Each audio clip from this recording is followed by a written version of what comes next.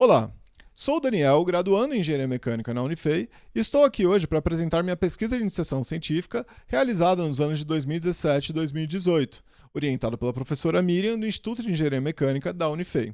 O título da minha pesquisa é Relação entre a condutividade elétrica e os estados de envelhecimento da liga AA 2024. A motivação dessa pesquisa veio principalmente através da pesquisa do ano anterior, também de iniciação científica, realizada com o objetivo também de encontrar uma relação entre os estados de envelhecimento e a condutividade elétrica. Foi encontrada essa relação, foi estabelecida uma relação, porém havia necessidade de acrescentar dados a ela.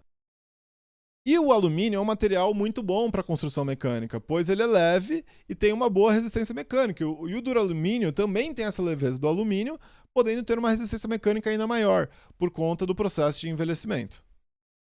Porém, o processo de envelhecimento consome energia através do uso do forno, o envelhecimento artificial, né?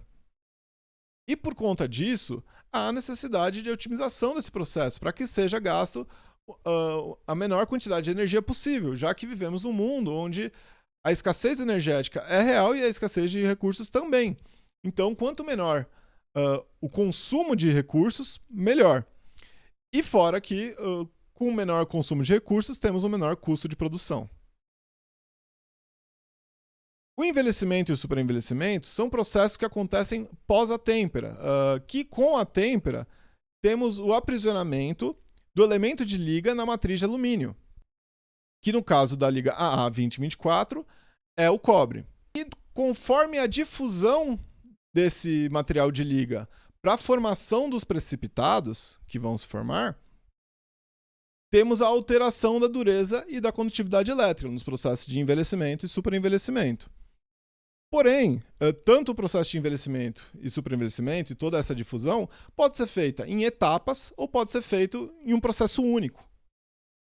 E no caso, o processo único e o processo em etapas vão entregar resultados diferentes e vão ter um gasto energético diferente e que tudo isso será analisado. E a metodologia para isso foi basicamente a mesma da pesquisa anterior, que foi selecionar diversos corpos de prova da liga AA 2024, fornecidos pela Alcoa, todos eles solubilizados a 510 graus Celsius e temperados. Após a têmpera, que foi realizado o envelhecimento e separando pelo método em etapas e pelo método contínuo.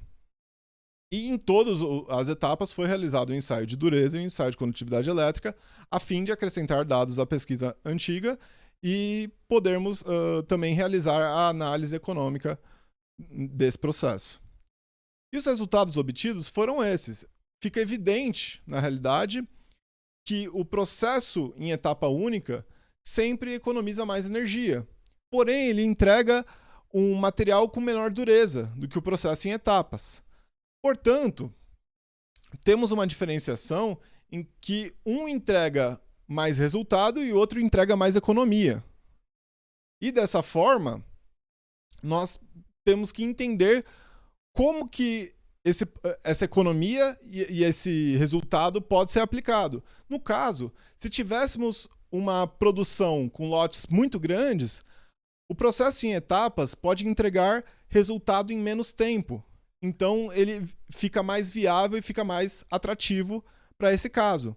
Mas no caso de um envelhecimento de peças únicas, o processo contínuo tem maior economia de energia, pois não há reaquecimento da peça, não há reaquecimento do forno e nem nada. Então, seguindo isso, você consegue ter uma utilização mais inteligente dos fornos e ter uma economia maior de energia, obtendo um melhor resultado na peça. E a relação entre a condutividade elétrica e a dureza continua mantida e foi acrescentado dados e foi afinado essa relação. E, por final, temos que agradecer ao CNPq por financiar a pesquisa, ao professor Paulo Junho, que sem ele seria impossível realizar tudo isso, foi de grandíssima ajuda, e ao Laboratório de Metalurgia e Materiais da Unifei, que também sem eles não seria possível, pois a pesquisa toda foi realizada lá. Essas são as referências bibliográficas, e é isso. Muito obrigado.